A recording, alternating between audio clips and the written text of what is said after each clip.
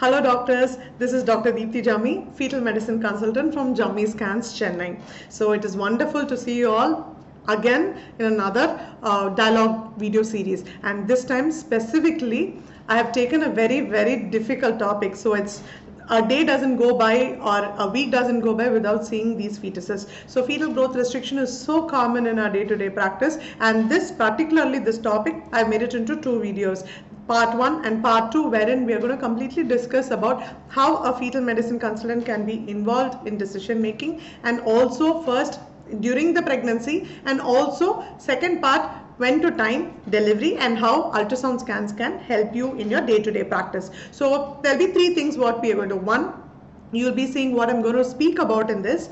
Second, what will you take away from this video, and also how you can incorporate in day-to-day practice. So the first thing is the most important thing. As we all know, during post-graduation there are plenty of PGs also seeing your videos, and that's why I have made it a point that what are practical clinical take-home history points, number one. Then how will those points help us in evaluating or correcting the gestational age. Number 3, what do we need to know or when to date correct the pregnancy. So that's number one. The second one, the most important thing, to differentiate between fetal growth restriction and small for gestation. Why? Because both of them are different entities altogether, and both of them have very different perinatal outcomes. And how do you do that? With growth graph. And how do you analyze the growth graph is all what you will be taking away through this video.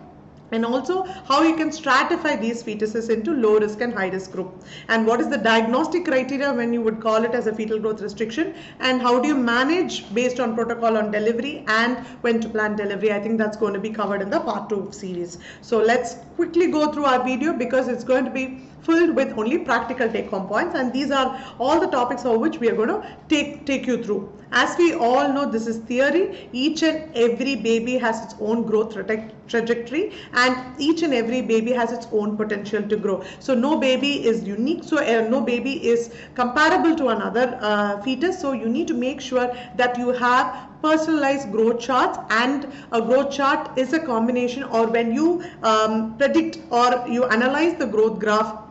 By the end of this video, you will understand how important it is and how to read a growth graph by comparing the fetus's own growth much earlier than today's scan. So for in case that you do a scan, a growth scan today, then you will know how to compare and see how well the baby is grown. So what is protocol based approach? See, everything works in protocol, isn't it? Once we have protocol in place, things become a lot simpler.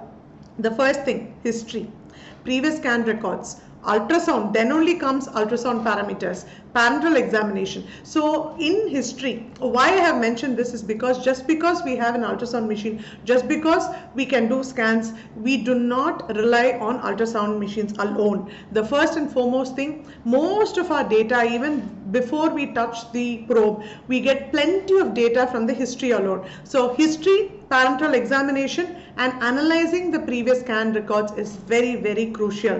One, for clinical practice, yes, we all get the menstrual history. 2, medical history for specifically, apart from diabetes and hypertension, apart from that, SLE or any connective tissue disorders, and prior obstetric history, because this many a times has given us a lot of clue. One, specifically previous history of preterm labor, PPROM, and birth weight of your previous child, or even sometimes birth weight of the parents also. So apart from all this, what else is important? Mode of conception. As simple as that, our software can actually predict, because all this small, we think that these are all small things, but then when we analyze, when we put an IVF conception date, or say you say it is an embryo transfer, or you say it's a blastocyst transfer, even if for an ET transfer or a BT transfer, you need to know whether it is day 3 or day 5, because those play a major crucial role in date correction, because for IVF pregnancies we go by the embryo transfer date or the BT transfer days. So we need to be very careful on collecting that history. Apart from that, many a times these things are helping. The crucial practical points, I would say, sometimes if the patient does not remember a LMP, we all know, but apart from that, if the patient is having an assisted conception, it takes few seconds for us to go through her follicular study, because I have done it couple of times, plenty of times actually, to see when was the date of rupture of her follicle, or when did they do an IUI, And if you see that, say probably the IUI was done on day 21 or day 22, there itself you have the answer that your conception is going to be probably 6 days or 7 days later. So you very well know that, because those things make our job much simpler. So remember to check on the follicular study card, IUI card, date of oocyte retrieval, date of ET or BT transfer. Simple thing as in checking a card, because as per scan, while coming for scan, they usually don't carry their cards as in to meet the gynecologist. But then if you can ask them whether the first initial line was a faint line and then it became darker few days later, that can also be a lot of help, because that provide a lot of help for you to correct your dates. How important do you think are these parameters? I would say it's extremely important. 3 things. 1, the parent's height and weight, their birth weight, maternal weight gain during pregnancy, last but not the least, hyperemesis in the first trimester and weight loss associated with hyperemesis. There are patients who come to me at 29 weeks, 30 weeks with say 1 kilo or 1.1 kilo. As per data, we would probably expect at 30 weeks, we would expect somewhere between 1.4 to 1.5. But then when the baby weight is 1.1 or 1.2 and you go back to the history and ask her, did you have excessive vomiting, ma? Did you lose weight? Yes, doctor, I lost close to 6 to 8 kilos. And it took me 3 months to regain that weight back, and now I've come to the pre-pregnancy level, and now beyond that I've gained 1 to 2 kilos. So that it tells me that the weight gain was less, so there could be nutritional deficiency, and that's why the baby is small. As simple as it is. But that history is extremely important. Would you even know that we do have magnifying glass? Why? To see the prior scan records. Sometimes practically when we look at it, all our scan records, the pictures might not be like the outside down scan reports. Sometimes the pictures might not be as clear as it is. Even probably the pictures, the date might not be correct, because that's extremely important. 1, the date of scan. In some few ultrasound machines, what happens is that if it is US or UK based scan machine, the date and the, like how we write the date, the month and the year, sometimes the month and the date can be interchanged. That also you have to make sure that it is done properly, number 1. Number 2, you need to see whether the CRL is measured correctly in the right plane. Number 3, the image measurement might be different from your handwritten report, or sometimes even the typed report, because sometimes typed report might not have the same thing, and this millimeter and centimeter also makes a huge difference. So when you see probably when you see over here, so can you see here the CRL measurement over here, isn't it? When you zoom in and see on the top of the image over here, this is how it will be. You will have a date there. And also sometimes if it's written as 21.5, sometimes what could happen, they would either write it as 25 or 26 millimeter. So it's very easy to miss, or probably when the numbers are interchanged. So it's always important to check the date. You can even use a magnifying glass in your chamber to check the date of ultrasound, to check the measurement below knee, to underneath the picture, to make sure that the scanned report and the image are the same, and it is also done on the same date. Sometimes the date is different, sometimes the measurement is different, because there are many times that we have corrected the dates based on this also. And do you reassign the date? Definitely based on the criteria. And what is the criteria? If it is going to be, we have a rule or formula called rule of 8, but to put it on simpler terms, because we do have softwares nowadays to correct the date and give us, but then to do it simply, less than 8 or 9 weeks, even if you have 6 days difference, you are eligible to correct the dates. But if it goes beyond 10 to 11 weeks, minimum of 6 to 7 days, 1 week difference is required to correct the dates based on CRL. Okay, we all know the fetal growth restriction we will have. The main thing is when the growth is normal, we are happy. But when the growth is small, the first thing we all want to know is whether it is a small for gestational age baby, familially SGA, or it's a fetal growth restriction. And what will help us right now after all this is when the ultrasound parameters come into play.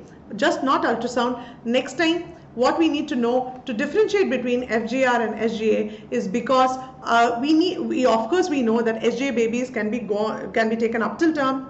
They have reduced hospital stay and they have better outcomes, perinatal outcomes. Whereas in fetal growth restriction fetuses, timing of delivery is extremely crucial, because only that will reduce the perinatal mortality and morbidity. We all know when it comes to FGR, to cut off value is 32 weeks to call it whether it's early or late onset. But do scans alone make a difference? scan reports along with biometric parameters and with a growth graph is very, very important. Why? Because you can definitely achieve the diagnosis what you want with a growth graph. That's what we're going to see in the next few minutes. Early onset IUGR, if you can see here, why do we have to stratify? Because lot of early onset IUGRs are caught early, obviously, and then they are followed up for too long, right? So we do not miss them that easily. So they are caught, their mortality is high, but however they are on constant monitoring or scrutiny, so we usually catch them. But then what happens to late onset IUGR, as they are caught later, they are obviously the fetuses, when compared to early onset IUGR, those fetuses are used to those hypoxic changes, so they've been used to that, they've been trained to handle hypoxia. But late onset FGR babies, what happens is that they're not trained to handle hypoxia, so the minute something happens to them or the hypoxic changes, they succumb quickly. So that's the point where we need to identify these late onset FGR babies, make sure that we deliver them at the right time. So our videos are never without case scenarios. So why I have put these 3 or 4 case scenarios is to quickly say practically how to use it in our day-to-day practice, right? So she is a 23-year-old preemie, irregular conception, natural conception, irregular periods. She came to us with second opinion of fetal growth restriction and history of fall. So obviously we went through all the protocol management, what we said.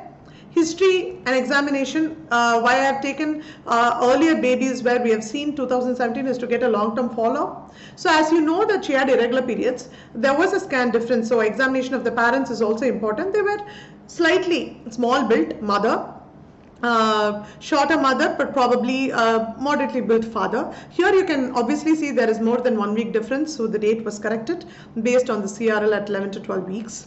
So in target scan, when she was plotted, the target scan was done outside at 20 weeks. There you know that all the parameters were falling between 10 to 15 centile. Obviously you can see over here, but structurally the fetus was normal. And over here at 28 weeks, she's got her scan done outside, which says all the parameters are still falling in 10 to 15 percentile and reported as IUGR. And she came to us with a history of fall, but growth graph or Doppler or nothing was mentioned in the report.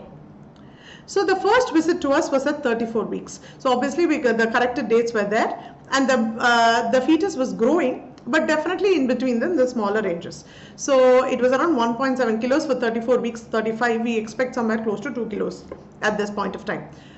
But the Dopplers were perfectly normal, the Liker was also normal. So we called her back at 37 weeks, she 36 plus 5, Liker is still normal, cephalic. The growth was still on the lesser range, but then the baby touched 2 kilos at 37 weeks. Okay, she was already 37 weeks with Doppler normal, Liker normal. And what happened? We plotted the growth graph from beginning. So if you can see here, the head circumference, the abdominal circumference and the FL are all maintained. So then how do you report such babies? This is how a scan report should be maintained at same lesser centile, probably suggestive of FGA, and also a pointer that the mother was also small built and the father was not very heavy. She delivered a baby boy 2.2 kilos, now around 5 to 6 years old, doing absolutely well with good UPGAR and full term normal delivery or vaginal delivery. So the clinching point over here in case 1 is that we had good follow-up scans, and what helped us is plotting those marker on a graph. Don't accept any growth scan reports without a graph, because graph, if not also you could have a graph and you can even plot it. That's what we did during PG days. We can plot the percentiles and draw a graph, because that will help us in stratifying these babies whether they are SGA or fetal growth restriction. Case 2. She is also a primary gravida, again irregular periods. She came with second opinion for IUGR, but she was diagnosed at biconvate uterus in the early pregnancy with pregnancy in the right horn. She had a first trimester screen done negative, borderline low PAPA 0.3. Here if you can see here, after date correction, NT scan was okay. When she came to us at 22 weeks with second opinion, you hardly can find any Liker over here. Obviously, so the Liker severe oligo, along with that there was severe fetal growth restriction. So if you can see here with severe, almost close to, for 22 weeks there are more than 3 to 4 weeks of discrepancy. Dopplers were abnormal, DVPI was high, and we did have to give as early onset IUGR Why? Probably because of uteroplacental dysfunction, probably because of biconjugate uterus, low PAPA. So what does this signify to us? Yes, not all the fetus did have an IUD after 72 hours, but then what we could probably do is, yes, these are all clear-cut cases where the diagnosis is straightforward.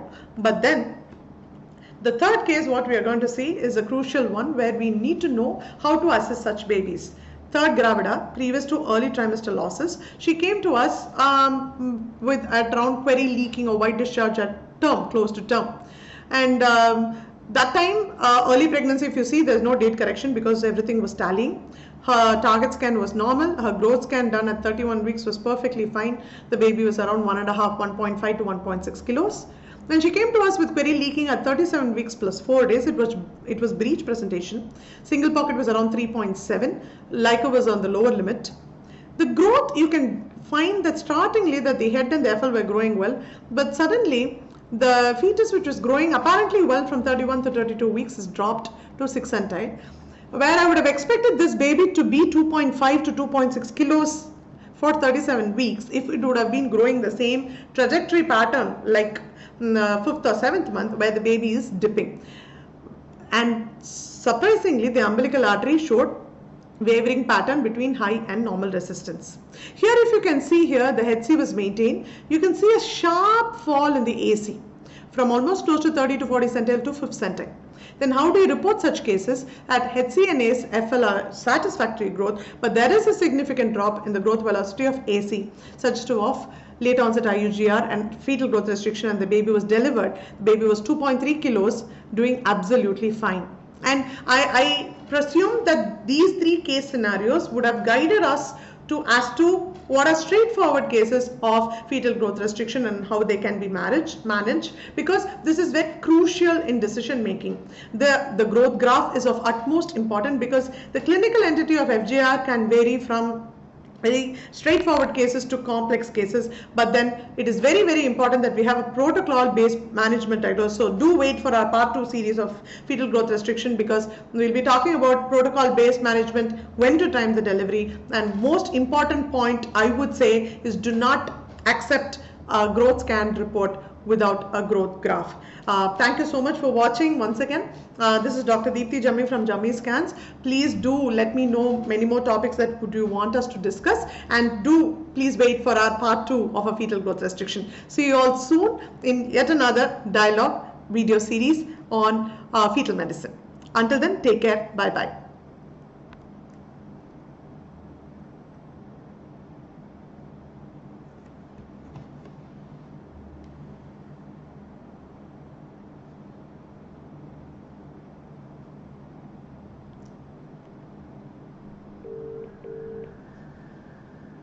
The number you